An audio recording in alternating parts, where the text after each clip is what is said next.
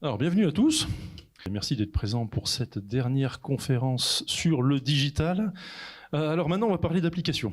Les applications, il y en a beaucoup qui en créent. Il y en a très peu qui arrivent à les mettre sur le marché. Il y en a très peu surtout qui arrivent à vivre grâce à ces applications. Donc en fait, ce qu'on avait déterminé, c'était essayer de vous faire prendre conscience des difficultés qu'il y a à créer justement une application pour éviter de tomber dans les pièges. Donc toujours avec nous ce soir, Marion Land de GoMécano. On va refaire un tour de table. Qui c'est qui n'était pas présent aux deux premières confs là dans la salle? Pardon, levez la main. Ouais, bon, on peut refaire un tour de table, alors c'est cool. Marion, à toi. Donc bonsoir, l'impression de faire partie d'un jeu télévisé.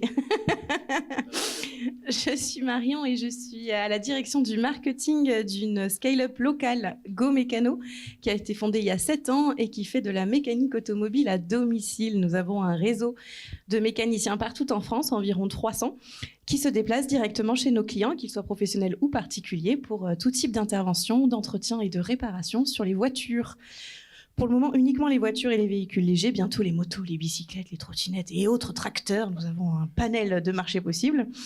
La particularité du business model, c'est que le parcours est digitalisé. Tout se fait via une plateforme. Vous pouvez prendre rendez-vous, choisir la prestation, prendre rendez-vous, régler directement en ligne et à l'heure et à la date que vous avez choisi, le mécanicien professionnel et diplômé, j'insiste, sera présent chez vous pour faire l'intervention que vous avez choisie. Et bien sûr, c'est poser la question de l'application. Est-ce qu'on part sur une plateforme web? Est-ce qu'on part sur une application? Si oui, sous quelle forme? Nous avons statué.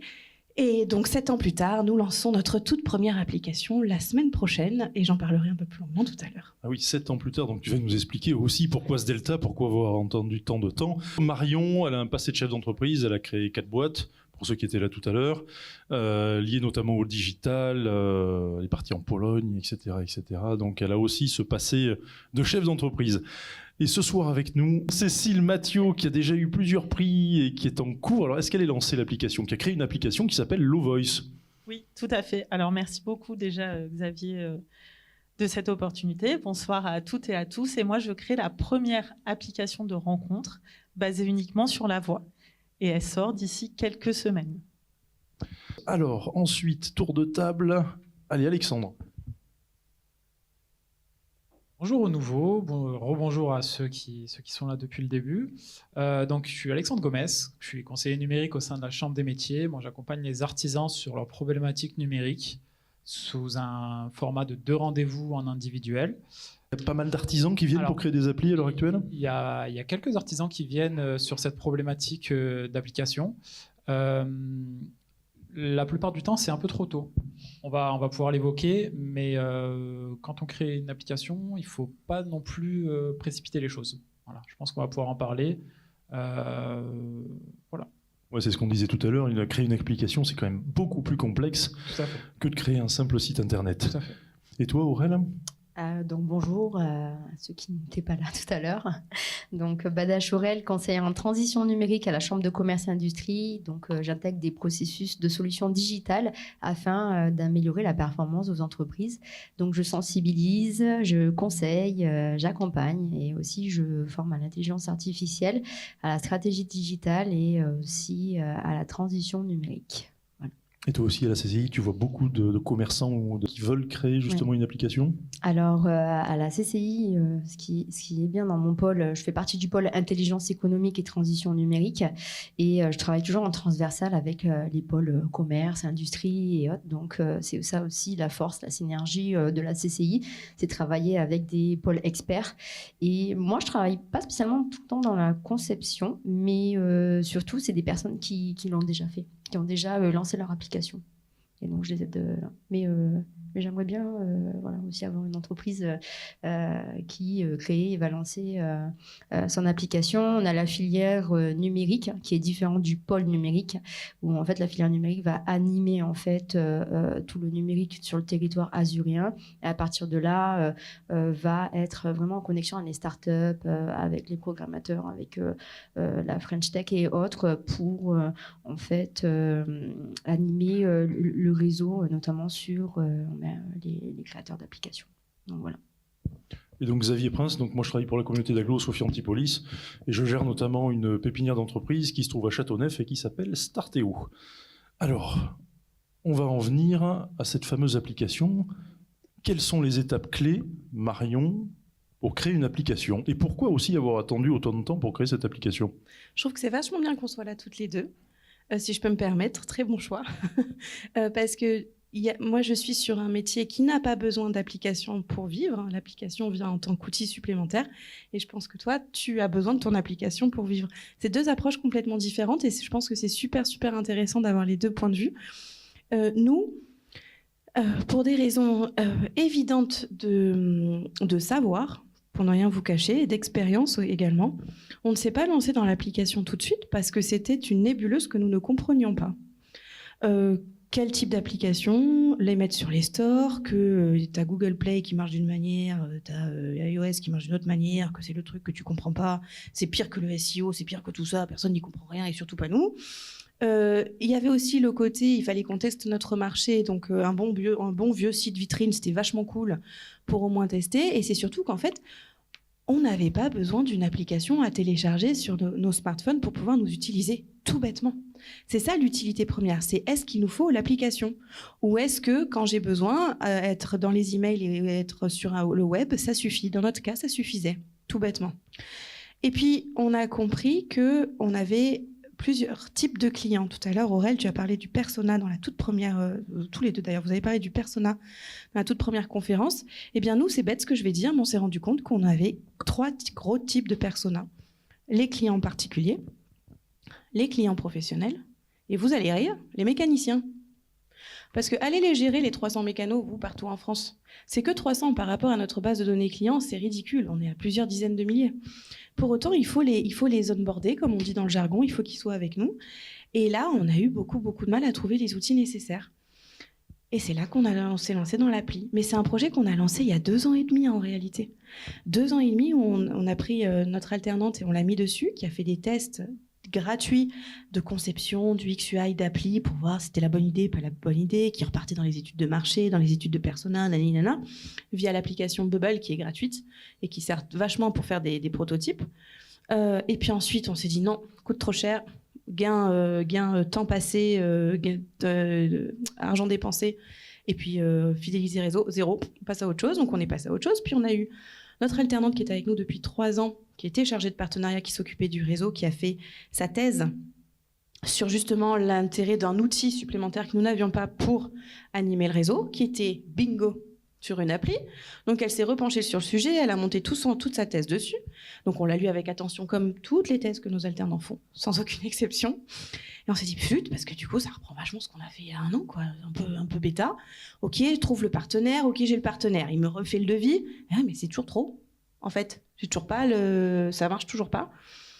Et c'était en début d'année où on a tous tapé du poing sur la table en disant, allez, on se lance. Et bien voilà, on lance l'application la semaine prochaine. Ce n'est pas une application, on a un peu triché. Ne me grondez pas en face, on a un peu triché. Ce n'est pas une application native GoMécano, c'est une application proposée par un prestataire, un fournisseur. Alors quand tu dis application native, pour le PK moyen comme moi par exemple, ça veut dire quoi? Ce n'est pas une application que nous avons codée de A à Z pour GoMécano, par GoMécano, de GoMécano. D'accord, donc vous avez un développeur dans ce cas-là en interne qui fait ça. Ok. Et là justement, je pense que c'est là que c'est intéressant d'avoir l'expérience de Cécile, du coup je sais pas. Oui, c'est ça. Nous, on a choisi quelque chose sur étagère, un peu comme WordPress, un peu comme Wix, voilà, un peu comme Wix, qui existe déjà. On a des modules et on fait notre propre application. Ça s'appelle Case, on peut en parler librement. C'est alors un peu comme Wix sur la façon de penser, beaucoup plus comme du développement dans la façon d'être, puisque finalement on a tout personnalisé parce que tu connais mon business et que moi je veux que tout soit parfait et tout soit personnalisé. Donc il y a eu énormément de développement. C'est accessible à une personne standard ou c'est vraiment réservé à quelqu'un qui s'y connaît? Alors, il faut avoir l'expérience de ce que l'on veut avec un super méga cahier des charges. Toujours, on revient toujours au basique. Qu'est-ce que je veux? Pour qui? Pourquoi? C'est quoi l'intérêt de mon machin? Pourquoi je vais passer 6 mois à ne penser qu'à ça? Pourquoi je vais passer 6 mois à me disputer avec mes copains d'à côté, parce qu'ils vont dire ça sert à rien ton truc, c'est juste un truc qui va me demander plus de travail à moi. Pourquoi je vais me battre pour débloquer une ligne de plusieurs milliers d'euros à ce sujet ? Et qu'est-ce que je vais gagner derrière ? Et ça, c'est tout le cahier des charges. Et sincèrement, là-dessus, c'est comme pour le site internet, il faut vraiment être bien accompagné par un prestataire qu'on apprécie, parce qu'on va se le coltiner un petit peu, le doudou, là. On va voir après la difficulté de choisir un prestataire. Et alors, juste question, avant de définir un cahier des charges, est-ce qu'il n'y a pas l'étude de marché à bien valider ? Parce que toi, ça fait 7 ans, vous avez déjà une base de clients qui est quand même costaud, mais pour Cécile, par exemple, comment toi, tu as fait pour valider cette toute première étape qu'est l'étude de marché? Parce que si vous développez une appli mais qu'en face il n'y a pas de clients, vous allez dépenser 60 000 balles pour rien, concrètement. Donc toi, tu as fait comment?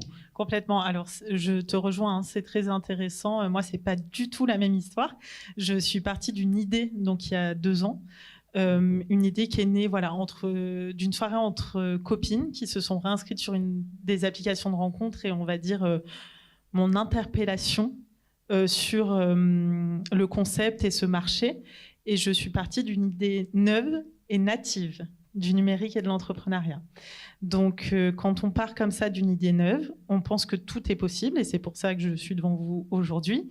Mais on se rapproche aussi des réseaux. Donc, moi, je me suis très vite affiliée à la French Tech, pour le coup, et à Initiative avec Juliette, qui m'a accompagnée. Avant, il y a une étape. Avant Initiative, il y a eu la campagne Ulule, quand même. Parce que moi, j'avais mon idée dans la tête. Tout le monde trouvait ça génial, mais tout le monde, c'est mes proches. Et mes proches, ils m'aiment, donc ils trouvent ça génial. Alors justement, ça fait partie de l'étude de marché, mais aussi pour dire qu'on peut éventuellement, sous certains cas, créer une application en n'ayant quasiment aucun apport. Oui. C'était ça à la base ? Oui, j'avais aucun apport. Ok. Donc ça, c'est important de le dire, parce qu'après, une banque, financer une application, c'est déjà compliqué, mais en plus sans apport. Donc toi, tu t'es servi de la campagne de crowdfunding à la fois pour avoir un apport, pour faire ton étude de marché. Alors non, l'étude de marché, je l'ai faite avant. En fait, c'était une étude de marché. Je me suis énormément renseignée sur le monde du dating. C'est-à-dire que j'ai lu, j'ai regardé, je me suis inscrite en tant qu'utilisatrice, en tant qu'utilisateur, pour voir aussi la différence quand on est un homme, quand on est une femme et qu'on s'y inscrit. Et de là, j'ai voulu la tester. Et pour moi, Ulule correspondait à ma manière d'être à ce moment-là. En fait, j'avais besoin, parce que les réseaux ne voulaient pas m'accompagner. De toute façon, un prêt d'honneur, on ne va pas le chercher si on arrive avec 0. Un prêt bancaire non plus. Donc, Ulule, j'avais fait une étude de marché avant, quand même. Voilà. Qui a évolué depuis. Enfin, mon business plan a évolué depuis, et le marché aussi, de toute façon. Et là, étant donné qu'il y a des personnes qui ont choisi d'investir dans ton projet, ça a validé du coup l'étude de marché et tu as pu investir sur autre chose, prétendre à d'autres prêts du coup grâce à ça. Oui, campagne Ulule, pareil, c'est pas magique. Hein. Enfin, tout le monde a l'impression que c'est facile, que ça arrive, etc. Moi, j'ai pas dormi, je le dis à chaque fois, mais j'ai pas dormi pendant 3 mois pour aller chercher. Après, j'ai beaucoup été relayée dans les médias parce que forcément, l'application de rencontre, ça plaît, ça fait parler, c'est l'amour, c'est un vrai sujet de société. Et du coup, après, je suis allée rencontrer Initiative. Je t'ai rencontré toi, Xavier. Tu m'as dit, pas du tout, c'est pas le moment, faut bosser ça.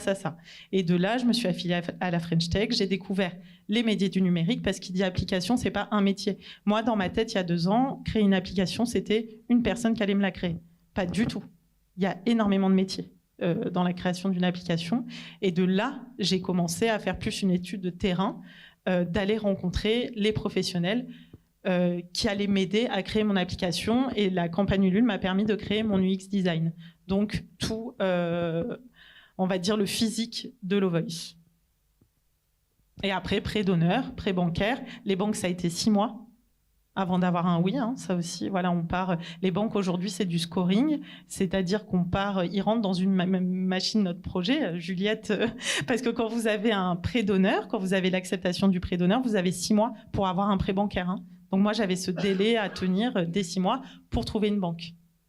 Et du coup, les banques m'ont dit non pendant très longtemps, jusqu'à avoir un oui. Et pour avoir ce oui, il faut être irréprochable sur son dossier, sur son business plan, sur son étude de marché. Voilà. Et sur son budget prévisionnel aussi. Et pour être irréprochable, on s'entoure de professionnels. Avocats, experts comptables. Que vous pouvez retrouver d'ailleurs À l'étage supérieur, hein, vous avez notamment des avocats qui sont spécialisés à l'INDOSDA, pour ne pas la nommer, mais qui est spécialisé dans tout ce qui est marque, etc., etc. Donc important. Conditions générales de vente aussi, il ne faut pas oublier les conditions générales de vente. Et du coup, l'O-Voice, le développement a commencé en février. Vous voyez, on est fin septembre et on est encore sur les derniers debugs avant qu'elle sorte. Voilà. Et ça aussi, c'est tout un sujet de la lancer quand elle n'est pas totalement parfaite à 110%, même si on fait en sorte que, mais ça reste une V1. Donc, il y a des choses sur lesquelles je ne passerai pas. Mais voilà, il y a des choses où il faut se rendre compte qu'à un moment, il faut la lancer aussi, quoi. Donc, pour récapituler, en premier, il y a l'étude de marché. Ensuite, il y a le cahier des charges. OK. Ensuite, il y a le design de l'appli. Après, qu'est-ce qu'il y a d'autre? On passe à quoi après, une fois qu'on a ça? Alexandre ou Aurèle? Bon, moi déjà, juste pour spécifier la partie de l'étude de marché, la CCI en fait a un pôle économique au cœur du développement du territoire qui s'appelle Sirius, et en fait on accompagne les entreprises avec des études d'implantation du marché local, environnement, concurrence, zone de chalandise. Donc voilà, elle accompagne vraiment par rapport aux prises de décision stratégiques grâce à la data et l'intelligence artificielle, pour ceux qui étaient là tout à l'heure. Elle renforce aussi le business plan. Donc, on peut aussi aider par rapport à ça. Hein. Mais c'est bien aussi de faire une étude terrain. Et aussi, le pôle Sirius vous aide à connaître votre zone d'implantation si vous avez un commerce, une communale ou autre. Et puis, surtout, connaître votre marché. Donc, vous avez dit tout à l'heure, il faut vraiment aussi s'entourer de professionnels et c'est vrai que la CCI, au niveau de l'Observatoire Sirius, peut vous aider déjà dans la création au niveau de l'étude de marché. Ensuite, excusez-moi, c'était quoi la question? Non, c'était. On a l'idée, l'étude de marché, le cahier des charges, créer la maquette, etc. Et ensuite, il y a la version V1 et V2. Alors, la question, c'est, on rencontre souvent justement des personnes qui créent des applications qui dépensent 60 000 balles. Et derrière, qu'est-ce qui se passe? Marion, est-ce qu'on peut lancer une application qui n'est pas encore, justement, vous le disiez tout à l'heure, notamment Cécile, une application qui n'est pas encore terminée? Oui et non. Mais c'est comme dans tout quand on se lance dans un projet. Quand on se lance dans un projet, on devient un artiste. On crée quelque chose, on donne vie à quelque chose dont on a eu l'idée, qui est dans notre cerveau. Ça va devenir comme Pinocchio, quelque chose qui va devenir humain. Où est-ce qu'on s'arrête? Où est-ce qu'on met le curseur entre la perfection et le « OK, on peut y aller, on y va ». C'est tout le détail, c'est tous les enjeux de cet exercice, mais de manière générale, pas uniquement pour les applications. Mais pour les applications, c'est d'autant plus réaliste parce qu'il y a de gros enjeux financiers derrière. Effectivement, tu as dit 60 000 € de budget. Je ne sais pas d'où tu tiens ce chiffre, mais on est dans ces eaux-là. Donc, il faut quand même... Un site vitrine, c'est 2 000, 3 000 €. Une application, on est sur plusieurs dizaines de milliers d'euros. Il faut vraiment que ce soit clair derrière. Et il y a aussi si je propose tout de suite un produit fini, parfait, comme Mythique, par exemple, mais je vais passer à côté, parce que du coup, il y a Mythique. Et puis, il est plus fort que moi. Il est plus riche que moi. Il a plus de portée que moi. Donc moi, super, j'ai dépensé tout ce que j'ai dépensé en temps, en énergie, en argent. Mais en fait, personne ne va me voir, puisqu'il y a Mythique à côté. Donc ça va pas. En revanche, c'est l'analyse du marché là, c'est voir ce que fait Mythique qu'il faut absolument, là où ils se sont plantés, là où ils se sont pas plantés, ce qu'il faut absolument avoir comme feature, comme programme, ce sur quoi il ne faut pas déroger, et le reste, ça viendra. Et aussi, on peut le voir ça d'un point de vue marketing et commercial. On donnera toujours des fonctionnalités différentes et en plus, grande nouveauté. Maintenant, sur mon appli, tu peux faire ça. Youpi, tralala. J'aimais déjà l'application maintenant, alors qu'elle était en niveau 1, je vais l'adorer en niveau 2, et en niveau 3, et en niveau 15, en fait, tout bêtement. Donc ça permet aussi de moduler et de tenir en haleine sa cible. Ça permet de ne pas attendre trop longtemps et de ne pas dépenser trop avant de se lancer. Et ça permet aussi de concrétiser l'étude de marché ou l'étude terrain qu'on a faite. On va avec une MVP, Minimum Viable Product, dans le jargon. qui permet de dire est-ce que ça va marcher mon appli avec de la voix ? Est-ce que mon appli dédiée à une cible qui va être obligée de l'utiliser, donc moi je triche franchement, ça va marcher ? Il va falloir. Est-ce que j'ai pensé à toutes les fonctionnalités dans mon appli Mécano ?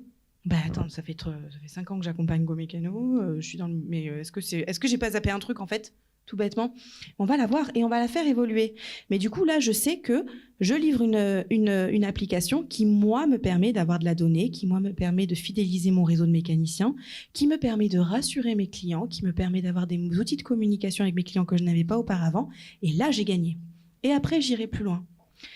Mais il ne faut vraiment pas aller trop loin. Il faut savoir s'arrêter en disant, là, c'est bon, bingo, on y va, on se lance. Ciao. Sinon, on ne lance jamais et on a le syndrome du perfectionniste où on a dépensé beaucoup et en temps, en argent, en énergie et on fait jamais rien et on dit « Ah, ça n'a pas marché, j'y suis pas arrivé. » Non, tu ne t'es pas lancé. Nuance. Et toi, Cécile, du coup, ton application, quand est-ce qu'elle va être lancée ? Oui, alors comme je le disais, dans quelques semaines. Alors moi, donc, je te rejoins dans effectivement Moi, j'ai une vision pour les personnes célibataires de leur proposer une rencontre différente dans quand même un monde du dating, voilà, où il y a des choses qui évoluent de ces dernières années. Et c'est qu'est-ce que je suis prête. Vous voyez, sur l'UX design, par exemple, j'ai quelque chose qui n'est pas passé au niveau de l'UX design et ça a été, effectivement, est-ce que je redépense ces milliers d'euros pour aller jusqu'au bout de cette idée ou est-ce que non, mon but, c'est de faire une V1 où les gens pourront déjà parler entre eux. Mon but, c'est ça. Et effectivement, cet UX design, je l'ai toujours dans la tête, je le garde de côté. Après, on va parler des outils de communication avec les équipes de développement. Et déjà que mon appli soit fonctionnelle, voilà, qu'elle puisse permettre aux personnes de se rencontrer et de se parler. La V1, c'est ça. Et après, voilà. Donc là, pour répondre à ta question, j'arrête d'annoncer des dates. Il y en a trop eu. On règle les bugs petit à petit. Là, il en reste un. Donc, c'est d'ici quelques semaines. De toute façon, suivez-moi sur les réseaux sociaux et vous verrez le lancement d'ici là. Mais c'est le chemin aussi qui est intéressant. C'est tout ce qu'on apprend. On parle de cahier des charges. Moi, si vous m'interrogez sur le cahier des charges, il a vraiment été co-construit avec mon équipe de développement. Hein. Voilà, moi, cahier des charges, je ne savais même pas ce que ça voulait dire. J'ai tapé sur Google définition cahier des charges il y a 2 ans. Voilà. Donc, j'ai une équipe de développement, on en parlera après. On l'a co-construit ensemble, ce cahier des charges. Et je pense aussi qu'on part avec des gens qui nous ressemblent dans une période.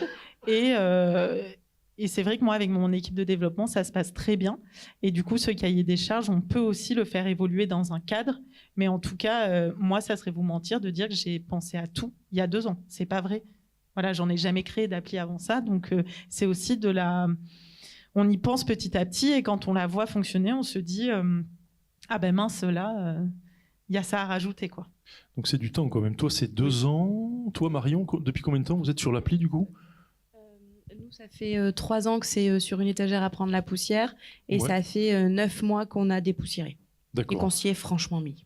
Alors, vous parliez de quelque chose qui est vachement intéressant et on est souvent confronté à ça, c'est comment je fais pour choisir le bon développeur. Parce que Marion, toi, tu disais tout à l'heure que l'appli, vous aviez commencé à la développer un peu en interne, mais après, c'est quand même assez technique. Comment tu fais pour trouver une équipe ? Est-ce que c'est une équipe que tu trouves ? Qui gère quoi ? Est-ce que c'est plusieurs métiers différents ? Comment vous faites ? Moi, j'ai eu la chance de tomber sur un prestataire. D'ailleurs, j'arrête de l'appeler prestataire, c'est un partenaire qui avait tout dedans. Donc, il avait tous les corps de métier pour l'application. J'ai pas eu à aller chercher un développeur Android, un développeur iOS. J'ai pas eu à aller chercher un front. J'ai pas eu à faire ça puisqu'ils avaient tout dedans. Et est-ce que tu peux dire justement les différents métiers qu'il y a pour créer une application ? Parce qu'on se rend pas compte en fait. Je les connais pas tous pour ne rien te cacher. Je sais juste qu'il y a 2 grandes difficultés. C'est qu'il y a 2 types de smartphones, iPhone et Android, et que les codes d'iPhone et d'Android sont complètement différents. Que les plateformes pour télécharger l'application sont parfaitement différentes. C'est même pas s'il y a juste le design extérieur. Non, c'est tout différent. La logique de recherche, la logique de téléchargement, la logique de référencement, tout est différent entre les deux. Les critères, parce que quand on dépose une application sur ces sur ces stores, il faut cocher des cases. Il faut que l'application fasse tant de poids, il faut qu'elle fasse pas plus de poids, il faut qu'elle ait nanani, cette rapidité-là, nanani, nanana. Et du coup, les deux ont des critères différents. La complexité, c'était de ne pas développer 2 applis, sinon ça sert à rien, on passe à autre chose. À chaque fois que je veux faire une modification, il faut que je le fasse x2, j'ai tout gagné. C'était de faire une application qui se mette à jour régulièrement en fonction de ce que je veux. Et d'ailleurs, il y avait un dysfonctionnement. Mes équipes de dev, ça je l'ai su qu'après. Ils faisaient tous leurs tests sur Android, Bigo. Moi, j'ai iPhone. Donc, j'arrive avec mon iPhone. Il y a plein de bugs, mais partout. Alors qu'ils me vendaient qu'on était en phase finale de recette. J'ai fait, non, mais les gars, non, je lance pas ça, il n'y a rien qui marche. Mais comment ça? C'était sur iPhone, en fait. Et ils n'avaient pas du tout testé iPhone. Et du coup, ils ont dû pousser des modifications, des mises en production sur l'application pour corriger des bugs qui étaient dans le corps même de l'application. Ça a été instantané sur Android, ça a mis 14 jours sur iPhone. Et du coup, moi, je suis là, je fais OK, super, youpi, j'ai perdu 14 jours, on passe à autre chose, ciao, je fais autre chose en attendant. Voilà. C'est pour ça qu'il faut vraiment avoir confiance dans son prestataire. Et il faut aussi ne pas avoir peur de se renseigner à côté sur les bonnes pratiques, parce qu'il ne faut pas avoir une foi fidèle en son prestataire, mais ça de manière générale dans la vie de tous les jours, pas juste pour les applications. Mais quand le gars me dit c'est bon Marion, j'ai poussé la modif, tu vas la voir, et que je la vois pas, t'as qu'une envie, c'est de lui dire Doudou, elle est où ma modif? Tu me dis pas que tu l'as fait, tu l'as pas fait. Il faut constamment vérifier du coup les modifications, oui, etc. toujours. Toi, Cécile, c'est pareil. Tu as eu des difficultés au début à trouver.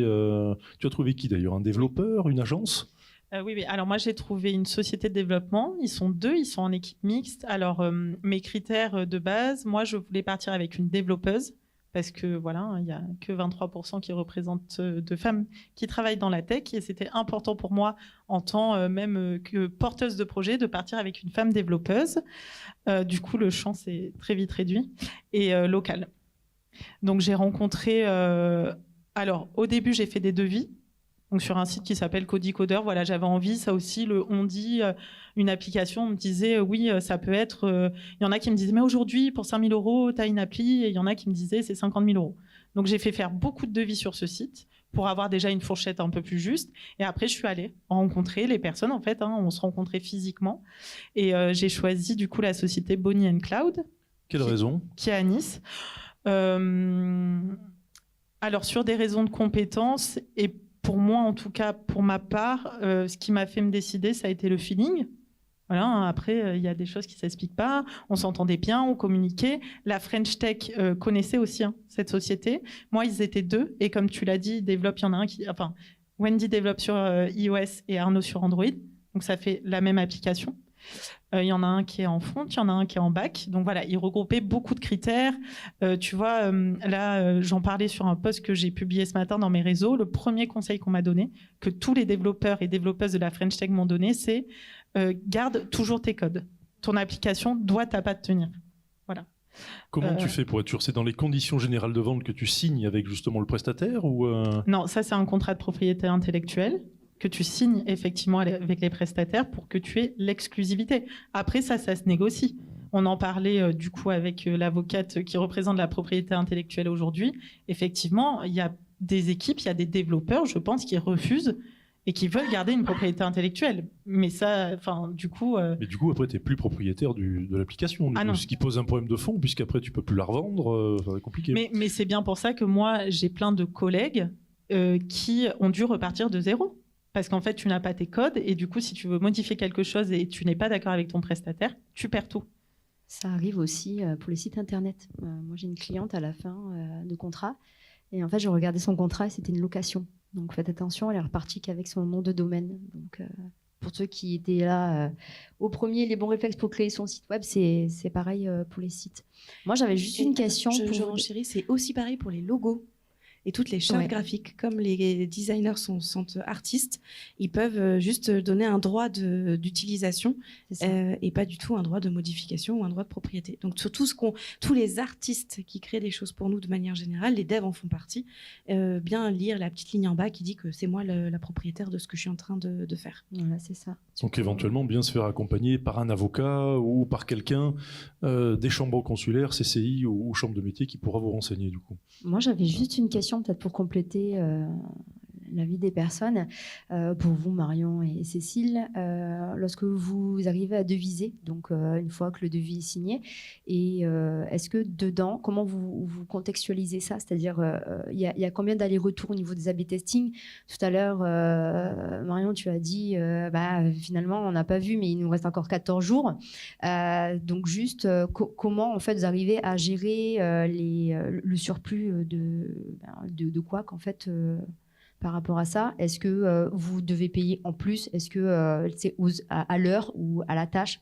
Est-ce que vous pouvez un petit peu expliquer aux personnes qui veulent développer ça? Je l'ai dit dans la précédente conférence, moi je suis vieille et j'ai de l'expérience. Et du coup, je me suis servi de cette expérience-là pour pas faire la même erreur là cette fois. Au contrat, à la signature, j'ai fait ajouter un workflow. Je suis allée sur Miro qui est gratuit. Je suis allée sur Miro, M-I-R-O, outil gratuit et qui permet de dessiner ses pensées.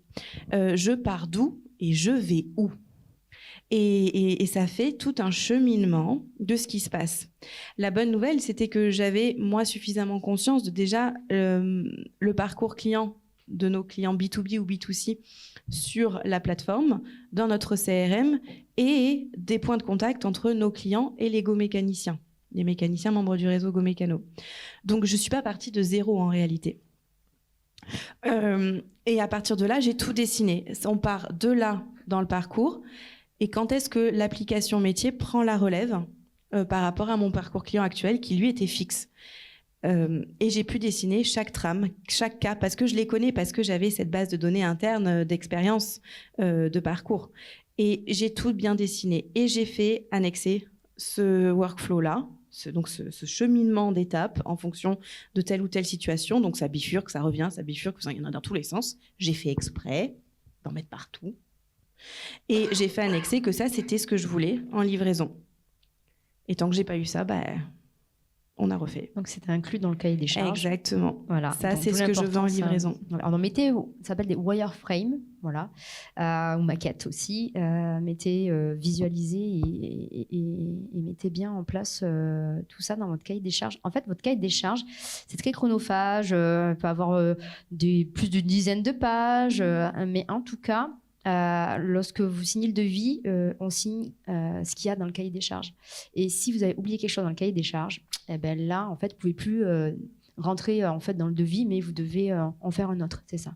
Voilà. Après, je pense que là, toutes les deux, on a des bonnes expériences. J'ai l'impression, tant mieux. Tout dépend du partenaire, en réalité. Je pense que ça a été ton cas aussi, j'imagine. Moi, j'ai demandé des trucs supplémentaires parce que à l'utilisation, comme tu l'as dit, finalement, ça me plaisait pas comme c'était, en fait. Et j'ai demandé, ils ont fermé les yeux. Et ils me l'ont fait, mais très probablement que c'était pas si pire ce que je demandais. Très probablement que ça remettait pas en contexte tout ce qu'ils avaient développé et la base même. Ils n'étaient pas conséquents, fallait pas tout refaire. C'était vraiment. Exactement. Mais parce qu'on travaille en bonne intelligence, parce que concrètement, je pense aussi qu'il y a eu un feeling avec la chef de projet, une nana aussi. Et je pense que ça a matché ensemble. Pardon pour les hommes dans cette salle, je vous assure. Mais ça doit matcher à un moment donné. Tous nos partenaires, en fait, il faut qu'on soit en bonne intelligence. Je les ai pas trop embêtés. Quand ils m'ont annoncé des délais supplémentaires, j'ai accepté les délais supplémentaires. J'ai accepté qu'ils travaillent dans d'autres conditions. Et moi, par contre, quand j'ai demandé des choses en plus ou différentes, ils ont accepté également. Ça s'est fait comme ça. Mais je pense qu'on a de la chance. Et alors, par contre, quand l'appli est lancée, après, il faut la mettre à jour quotidiennement. Oui. Non, comment Non. ça se passe concrètement? C'est dès qu'on voit qu'il y a un bug. Donc c'est pour ça que c'est très important, comme sur un site internet, d'avoir un bug report, un rapport de bug quotidien pour savoir où est-ce que l'application a planté, parce qu'une application ça plante et c'est normal, c'est pas grave, et qu'on analyse les bugs qui sont remontés. Est-ce que ce sont des bugs graves et importants ou est-ce que ce sont juste des bugs et on verra plus tard. Si ce sont des bugs graves et importants, il faut tout de suite y remédier et donc là voir avec le partenaire pour qu'il intervienne tout de suite. Est-ce que c'est juste parce que c'est un bug de fonctionnement qu'on n'a pas prévu dans mon fameux workflow, dans ma wireframe, ou est-ce que c'est un bug parce que l'application de base n'a pas été bien codée à la base? Ce sont deux choses différentes. Si ça a mal été codé, c'est rectifié directement. Si c'est au contraire une erreur d'utilisation parce qu'on n'a pas prévu le cas, là c'est pour dans notre cours. Mais pour autant, une fois que la modification est faite, il va falloir le pousser et le remettre en production sur les stores. Mais c'est pas tous les jours. C'est quand ça empêche l'application de tourner correctement, on y remédie, on pousse, on passe à autre chose. Moi, pour avoir une idée concrète, mon équipe de développement a évalué à tous les 2 mois. Voilà, de la maintenance en tout cas. Alors tous les mois parce qu'il va y avoir forcément plus de personnes inscrites, donc des charges aussi, du poids. Le numérique, on a toujours l'impression que c'est plus écologique, mais non, ça utilise beaucoup d'énergie. Et du coup, voilà, ils estiment à tous les 2 mois mise à jour et voilà, traitement du back-office. Mais après, c'est sur une appli de rencontre avec la voix. Donc je pense que c'est pas le même poids aussi. Mais il faut une maintenance, c'est obligatoire. Et ça aussi, à prévoir dans le cahier des charges, donc bien vérifier ce genre de choses. Le taux horaire, tu disais ? Oui, parce que le taux horaire soit le même, voire moindre, mais le taux horaire de maintenance ne doit pas être supérieur au taux horaire de développement. Si tu me fais ta journée à X centaines d'euros, tu dois me faire ta journée à maximum X centaines d'euros. Vous pouvez nous donner une idée de taux horaire justement sur vos 2 applications par exemple ? On parle surtout en TJM, taux journalier. J'ai dit taux horaire, mais c'est plutôt du taux à la journée. Typiquement dans notre cas, nous on a 3 taux horaires. 3 taux horaires. Décidément, j'ai vraiment envie d'utiliser ce terme. Taux journalier. 3 TJM en fonction de la complexité finalement du développement. On est à du 350 € par jour sur un développement classique. On passe à 550 et on va jusqu'à 800 € par jour. 800 € par jour, c'est cher. C'est très cher. C'est pas ce que vaut un développeur lambda. Pour autant, on a accepté de payer ce prix-là sur une dizaine de jours, je crois, parce que c'était vraiment la personnalisation au métier de Go Mécano et c'est ce dont nous avions besoin. Là, on sortait du cadre du partenaire. Il fallait qu'il apprenne notre métier, qu'il apprenne nos enjeux, qu'il apprenne notre façon de fonctionner et qu'il puisse le retranscrire dans l'application. Ça valait 800 €. En revanche, sur tout ce qui est à 350, je n'aurais jamais payé plus. 350, c'est à peu près le montant normal. Mais là, je parle sous ton contrôle, du coup. Oui. Moi, j'allais dire 400. Donc, alors, moi, je n'ai pas encore 3 taux définis. Et pour revenir sur le cahier des charges, nous, on l'a défini. Alors, parce que lorsqu'on demande un prêt d'honneur, il faut des devis, de toute façon. Et du coup, le premier cahier des charges défini, comme j'ai rajouté des choses, après, on l'a travaillé pendant 1 an quand même. Enfin, je l'ai travaillé et j'ai revu mes développeurs. En rajoutant des choses, le tarif final a augmenté. Mais ce qui paraît du coup logique. Et juste une aparté sur le financement des applications. Est-ce qu'une banque peut financer une application ? Alors juste en aparté, ce dont parlait Cécile, le prêt d'honneur, en fait vous allez les retrouver là-haut, et puis c'est le métier de Juliette Taillarda notamment qui est là. Un prêt d'honneur, qu'est-ce que c'est ? C'est un prêt à taux zéro qui sert à financer ce que ne financent pas les banques. Stock, trésor, publicité. Voilà, en majorité. Donc ce sont des associations, il y en a 223 en France, il y en a une ici, il y en a 4 sur le département, Juliette, 4 sur le département, et donc c'est des assos qui vous financent. Je ne peux pas vous donner les montants parce que ça dépend des associations. Voilà, donc il y a ces associations-là, après vous pouvez parler éventuellement de microcrédit, mais par contre, est-ce qu'une banque traditionnelle peut vous financer ou vous a financé l'application ? Oui. Alors moi, Banque Tradi, pour le coup, ça a été super compliqué, en sachant aussi ce que je voulais rajouter, parce qu'on parle beaucoup de code, de design, de maintenance, mais pour une application de rencontre, il y a la communication. Moi, quand j'ai commencé, on m'a directement dit, vous comptez le budget appli, un gros budget communication, pour que l'appli soit connue aussi. Donc il y a ce budget quand même. Estimatif, il était à combien ? Pour donner une fourchette. Il est infini. Ouais. Non, franchement, la communication, ça peut être infini. Après, il y a pas mal de concours qui sont mis en place. Ouais. À moi, du coup, j'ai défini un budget à 10 000 €. Mais tu vois, ça a été moi aussi avec mes moyens et en partant d'où je suis partie. Après, la communication, vraiment, il faut du budget. Pour que ça ait une portée nationale comme j'ai envie d'avoir, il faut du budget. Et du coup, la question, c'était... Financement. Ah oui, les banques traditionnelles. Alors, après, je ne sais pas si je peux citer des banques. Moi, les banques tradis qui passent, je vous dis, par un service engagement avec du scoring où tout simplement, ils rentrent en gros dans une machine qui vous êtes, ce que vous avez en revenu et combien vous voulez emprunter, ou sur du numérique, sur un produit qui n'existe pas, c'est non. Après, du coup, au bout d'un certain moment, j'ai trouvé. Mais comment tu as fait pour trouver ? Est-ce que tu es allé voir une banque qui avait déjà financé une application de rencontre ou pas du tout. Vraiment, en fait, j'ai envie de dire le réseau. Je suis dans des réseaux. Moi, toutes mes compétences, elles sont dans le relationnel. En fait, mes compétences prioritaires, parce que c'est pareil, on ne part jamais de zéro. Moi, j'ai un métier avant qui m'a créé énormément de compétences. Et du coup, ça a été beaucoup de réseautage, beaucoup de communication, beaucoup de médiatisation. Une soirée, tu vois, j'ai eu l'opportunité de faire une soirée sur le Voice sans appli quand même. Enfin, c'est extraordinaire. Du partenariat. Et du coup, ça a été aller à la rencontre et y aller en expliquant ma vision, mon projet, mon objectif. Et à un moment donné, j'avais le bon contact qui m'a conseillé. Et alors c'était intéressant ce que tu disais aussi tout à l'heure, c'est que toi tu as participé à plusieurs concours, tu en as remporté d'ailleurs. Hein. Oui. Est-ce que tu peux en parler ? Ah oui, totalement. Alors le plus gros concours, on va dire, qui est arrivé au bout d'1 an et demi, il est organisé par le ministère Égalité Hommes-Femmes, qui s'appelle les 101 femmes entrepreneurs et qui définit une lauréate par département. Donc nous sommes 101 qui représentons notre département. Donc moi, je représente l'entrepreneuriat au féminin dans les Alpes-Maritimes. Et pour le 8 mars, donc la journée de la femme, on est monté à Matignon voir les ministres. Et en fait, c'est un concours qui est aussi chapeauté par la BPI, donc BPI France. On n'en parle pas beaucoup au niveau des financements aujourd'hui de la BPI, mais c'est vrai que c'est un acteur prioritaire qui est difficilement accessible, en tout cas quand on commence comme moi. Et du coup, ce concours m'a quand même permis déjà de prendre confiance. Hein. Enfin, quand vous remportez un titre comme ça sur un département avec plein d'entrepreneurs sur une application de rencontre, c'est waouh quoi. Tout le travail que j'ai fait. Moi, l'application, elle sort au bout de 2 ans. J'ai maintenu mon emploi de salarié 100%. Hein. Là, je viens juste de passer à temps plein. C'est ça aussi, voilà, la nuance. Et donc, j'ai eu le concours des 101 femmes à Matignon et j'ai gagné le Pitch Oz à la CCI. Et là, du coup, alors, ce type de concours, c'est facile. Hein. Vous tapez sur Internet concours création d'entreprise, vous allez tous les trouver. Je crois qu'il y en a une 50aine ou une 60aine. Il y en a un paquet. Marion ? Oui, ce que je voulais juste rajouter par rapport au financement, dans une autre ville, j'étais directrice d'un incubateur de start-up innovantes. Et on avait bien sûr tout plein de partenariats qui finançaient et qui subventionnaient toutes les innovations. Et quel problème pour financer des applications ? Quel problème.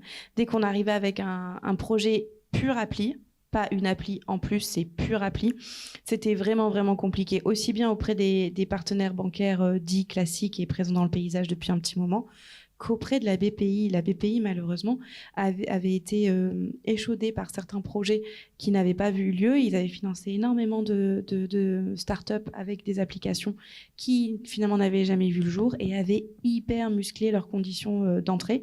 Et ce qui faisait que les porteuses... j'ai eu que des porteuses de projets pour des applis. Elles devaient financer elles-mêmes ou aller chercher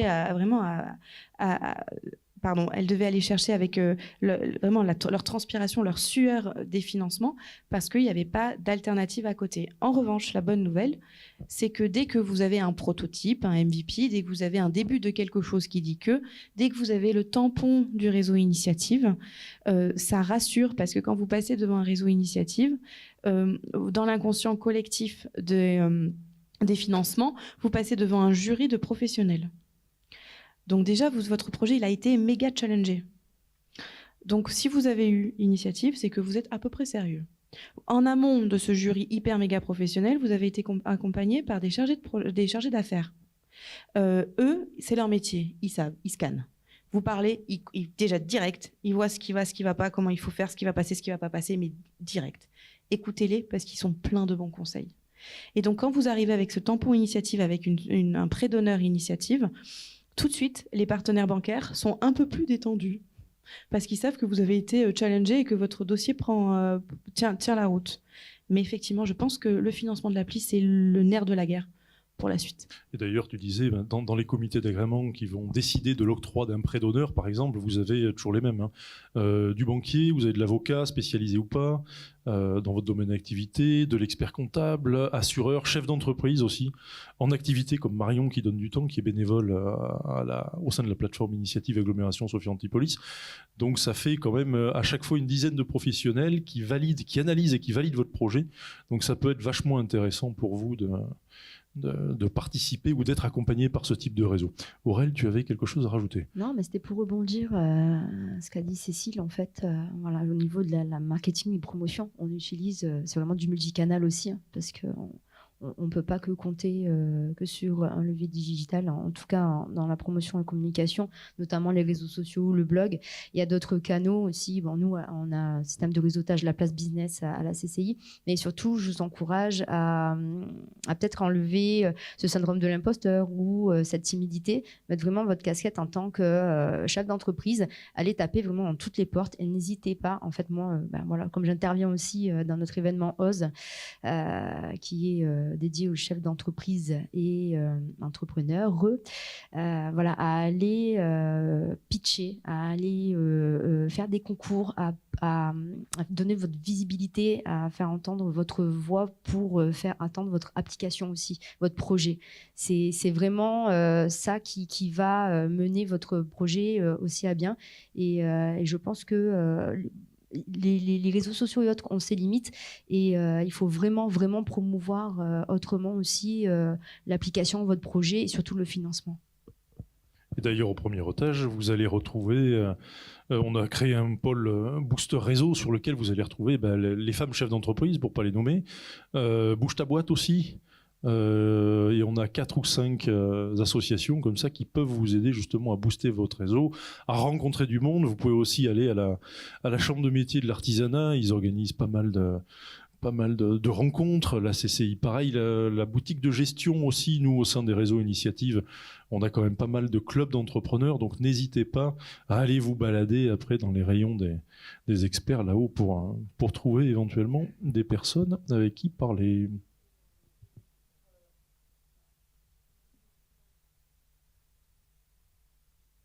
Oui, et du coup, pour rajouter aussi sur le volet communication, on est un département, en tout cas moi c'est mon expérience, où on a des médias qui relaient énormément. Je ne suis pas du tout, je n'ai pas fait d'études dans la communication, je n'ai jamais eu affaire aux médias. Alors LinkedIn pour moi a été pour le coup le canal un peu de prédilection, où effectivement le pitch OSE de la CCI, je ne voulais pas le faire parce que j'avais ma soirée de testing, on va dire, le lendemain. Enfin, pour moi, c'était impossible, c'était ingérable à ce moment-là. C'est parce qu'on m'a contacté sur LinkedIn en me disant « inscris-toi au pitch » que je suis allée le faire. Et c'est vrai que sur LinkedIn, voilà, j'ai pu participer à des médias, à des radios, à des télés, en contactant les gens sur LinkedIn quand même. Hein. Oui, parce que sur LinkedIn, bien entendu, on peut contacter les gens en direct, contrairement à... Et en termes de médias, tu as eu qui comme média, du coup, qui a... Alors, pendant ma campagne, du coup, j'ai mis le paquet. Franchement, j'ai écrit à tout le monde. Mais c'est toujours pareil. Les personnes, du coup, elles voient ce qu'on a fait. Mais moi, sur la 50aine de médias, voilà, il y en a 5 qui ont répondu présent. Mais c'est génial. Mais voilà, il y a eu un gros travail avant. Du coup, sur ma campagne nulle, il y a eu Kiss FM, Radio As, France Bleu. Voilà. Et Nice Matin. Je les oublie pas, c'est eux qui m'ont relayé en premier. En fait, une fois que j'ai eu Nice Matin, comme ça, toutes les radios ont accepté. Et comme moi, c'est sur la voix, c'est vrai que la radio, du coup, voilà, ça marchait plutôt bien. Donc ça, c'était vraiment Ulule. Et après, pour la soirée Low Voice, du coup, qui a eu lieu à Nice, il y a eu TV Monaco. Donc j'ai fait 1 heure d'antenne sur une émission. Franchement, c'était très sympa, pour le coup, parce que les médias, c'est toujours très court. Là, c'était un format d'émission télé, donc génial. J'ai eu beaucoup de radios. J'ai eu Kiss FM. Pour le coup, Kiss FM, c'est vraiment une radio locale qui relaie, je trouve, de manière extraordinaire. Et j'ai eu Cannes Radio. Je vais sûrement en oublier. Mais en tout cas, pas mal de radios. Et après, France 3. Voilà.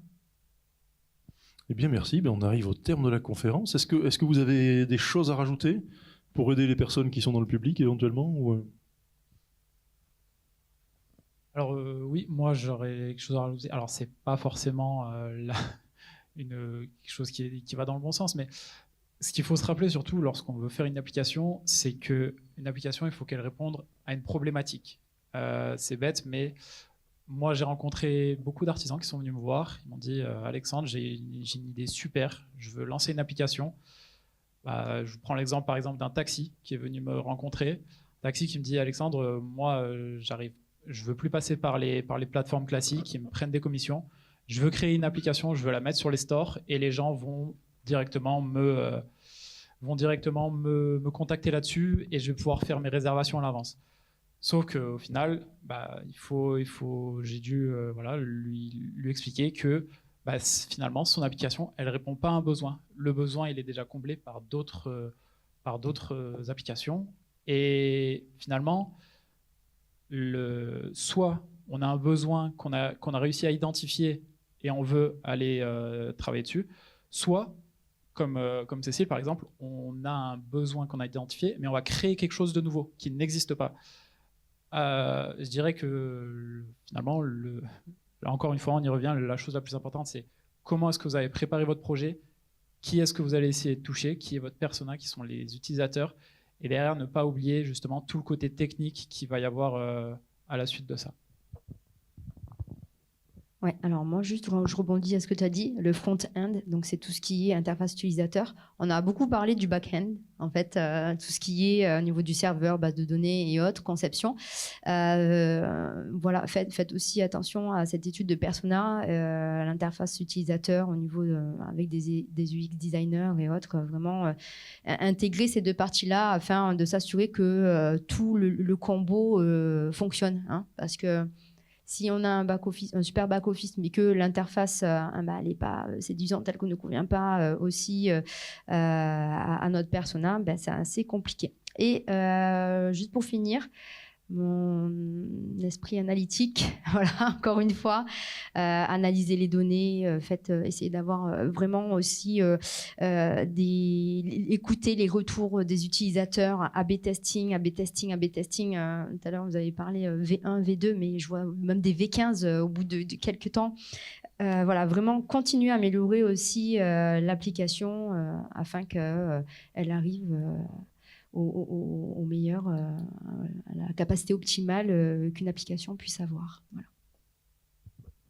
Marion, dernière. Moi, je finirai juste par dire un petit conseil, c'est revenez au pourquoi, je l'ai dit tout à l'heure, de l'application, et aussi est-ce qu'il va y avoir de l'intérêt à mon application. Par exemple, dans le cas d'une application de rencontre, ça fait sens que d'avoir l'application téléchargée sur mon téléphone parce qu'il y a un côté privé et j'ai confiance dans mon téléphone. Il y a un côté réassurant. Oui, on est d'accord qu'on n'a pas toujours à avoir confiance dans son téléphone, mais inconsciemment, j'ai confiance dans mon téléphone. Il n'y a que moi qui peux voir mon téléphone. Il n'y a que moi qui peux voir qui je suis. Donc, sur un sujet aussi personnel que la rencontre amoureuse, ça fait sens d'avoir une application. Réserver la vidange de son véhicule sur une application, ça fait pas sens du tout en fait, parce qu'on peut aller sur Internet pour le faire, sur une plateforme web. Si on veut absolument être présent sur le fameux écran d'accueil de ses clients, il y a une technique toute bête qui est faire un raccourci sur l'écran d'accueil. Vous allez sur l'onglet web de votre navigateur et vous cliquez sur créer un raccourci sur mon écran d'accueil. Et vous pouvez communiquer dessus. Faites une vidéo explicative, envoyez-la à vos clients. Et du coup, vous aurez votre application. Mais pour autant, ça vous aura coûté beaucoup moins cher en termes de développement, en termes de maintenance. Et vous aurez testé votre cible. Si au contraire, il faut le côté réassurant cocooning, allez sur l'application directement. Sinon, il y a cette alternative qui est plutôt pas mal. Cécile, tu veux dire un dernier mot ou tout est bon ? Oui, moi, accepter que ça prenne du temps, au même titre que la rencontre sur une appli, ça peut prendre du temps et c'est bien de s'écouter et de se rencontrer. Franchement, l'entrepreneuriat, ça prend du temps et 2 ans, ça paraît énorme. Mais franchement, pour bien construire et arriver là où on a envie d'arriver, c'est long. Ça ne se fait pas en 1 mois. En tout cas, merci à tous. Donc Cécile Mathieu, Low Voice, Marion Land, Go Mécano. Voilà, ces 2 chefs d'entreprise qui viennent et qui sont là justement pour échanger avec vous. Donc merci énormément d'être venus pour justement partager, prendre du temps. Merci aussi aux conseillers numériques, Chambre de commerce et d'industrie et Chambre de métier, qui ont quand même animé 3 conférences cet après-midi. C'était que du plaisir, hein, donc on pourrait faire plus la prochaine fois, voilà. Si vous avez le temps. Voilà, n'hésitez pas aussi à aller voir Marion et Cécile pour leur demander conseil, c'est l'occasion d'avoir des gens qui sont déjà passés par là. Merci beaucoup au personnel de la CASA Service Informatique, Joël Ourcadette et Jérémy aussi, qui ont filmé toutes les conférences. Alors, donc je vous rappelle, 18h30, la dernière conférence de la journée avec les sportifs de haut niveau. Ils vont venir ici pour faire le parallèle entre le sport de haut niveau et l'entrepreneuriat. Ce sera suivi d'un cocktail. Donc n'hésitez pas. Merci à tous et à bientôt.